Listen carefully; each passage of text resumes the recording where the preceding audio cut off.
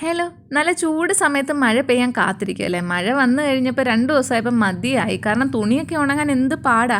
അപ്പോൾ രാവിലെ lunch box pack ചെയ്യാൻ ചോറ് എടുത്തിട്ടുണ്ട്. ഇന്നത്തെ മെയിൻ കറി എന്ന് പറയുന്നത് പടവലങ്ങ പരിപ്പ് തോരനാണ്. നമുക്കങ്ങനെ വലിയ പ്രിയമില്ലാത്തൊരു വെജിറ്റബിളാണ് പടവലങ്ങ. പക്ഷേ ഇതിനകത്ത് vitamin A, B, C, calcium, potassium, iron, iodine ഒക്കെ അടങ്ങിയിട്ടുണ്ട്. ഈ ഷുഗർ പേഷ്യൻസിനൊക്കെ ഇത് നല്ലതാണ്. പിന്നെ നമ്മുടെ കുട്ടികളുടെ കോൺസ്റ്റിപ്പേഷൻ മാറാനായിട്ട് ഈ പടവലങ്ങ അടിപൊളി ഒരു വെജിറ്റബിളാണ്. കൂട്ടത്തിൽ കോവയ്ക്കാൻ മെഴുക്കുവരട്ടിയും പിന്നെ ചോറ് കഴിക്കുമ്പോൾ ഇച്ചിരി പുളുവൊക്കെ ഉള്ളത് നല്ലതല്ലേ. അതിന് ഇത്തിരി കടുമാങ്ങ എടുത്തിട്ടുണ്ട്.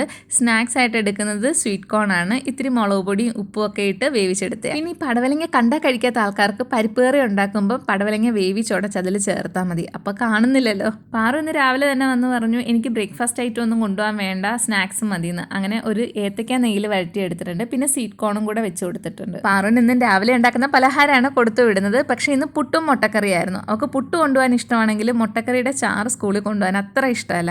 അതുകൊണ്ട് പിന്നെ വേണ്ടെന്ന് വെച്ചു. ഇന്നിപ്പോൾ വ്യാഴാഴ്ചയായി കേട്ടോ. രാവിലെ തന്നെ എനിക്ക് ചെറിയൊരു സന്തോഷമൊക്കെ തോന്നും.